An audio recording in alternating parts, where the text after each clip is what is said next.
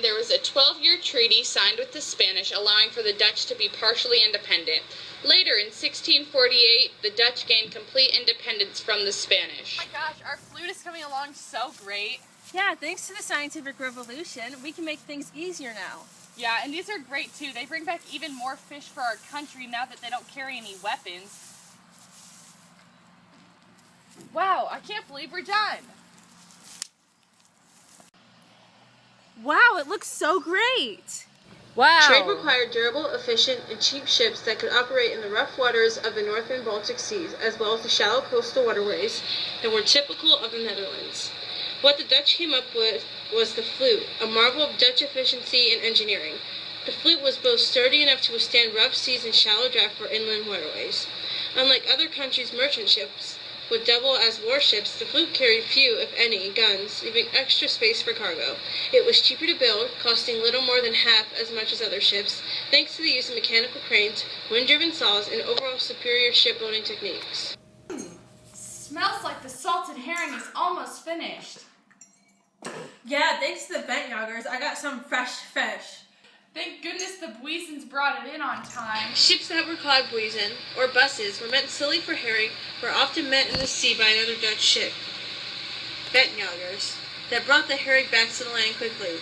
The buizen contained many barrels of salt to help preserve the herring that is caught.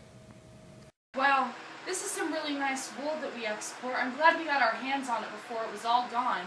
Yes, the wool keeps me very warm in the harsh winters we face here up north. New draperies are so light and good for the harsh summers that we have here. Yeah, I know they're becoming a lot more popular. My husband just got a job in one of the factories making the new draperies. Thanks, Amsterdam. Hi, I was wondering, could I have 5 million euros? Absolutely not.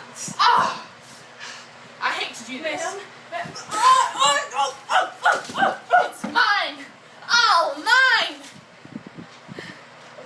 Amsterdam was created in 1609, and it was the first public bank in Northwest Europe. There was also a creation of the stock market. Wow, the harvest is coming very good this year. The vegetables were coming in good, the sugar, and now the wheat. Yeah, I can't wait to try it all. Let's go. Well, you were right. It was a good harvest.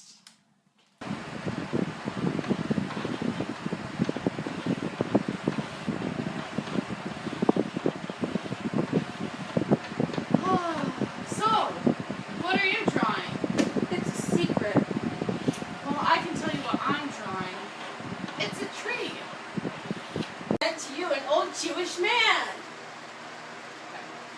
The common themes of art were biblical themes, mythological and historical, landscapes and winter landscapes, still lifes, vanities, portraits of the rich economic and political elite, portraits of the city guards, Shutterstroken, and marine paintings. And two major artists are Vermeer and Rembrandt. In the army.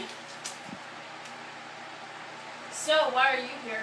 Well, my dad's a wealthy merchant here in the Netherlands. How about you? I'm part of the elite. Order! Order to the court! The annual meeting of the Vroedschap has begun! Now, this meeting, we will be choosing new members for our city council. People, what is your vote? Her! I pick her! Her. It appears you are a new member. I'm honored to be in it, since Holland is one of the greatest economies right now in this time period. You win! Alright, well, welcome to the Vroedschap. The Netherlands during the 17th century was a republic without a central authority or government like a monarch and a monarchy, which had no negative influence on any social or political aspects. Holland was also one of the most rich and most powerful provinces, and it was ruled by the States of Holland, which was a body composed of delegates of 18 towns. A delegation of nobility also had to vote. Amsterdam was the richest town. Dutch government came from a rich elite. The Vroedschap, which was a Dutch city council where members were selected from the wealthiest merchants. Don't you just love New York City? Well, actually, it's supposed to be New Amsterdam because the Dutch did find it first until the Brits pushed them out. Dutch entrepreneurs established New Netherlands, a series of trading posts, towns, and forts up and down the Hudson River that laid the groundwork for towns that still exist today. Fort Orange, the northernmost of Dutch outposts, is known as Albany. New York City's original name was New Amsterdam.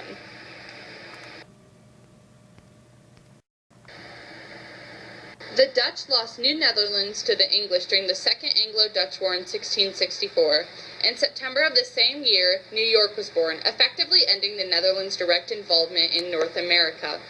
Another supposed reason for the Golden Age ending was tied in with geography, due to the fact that the Netherlands are directly neighbored with what we know today as France.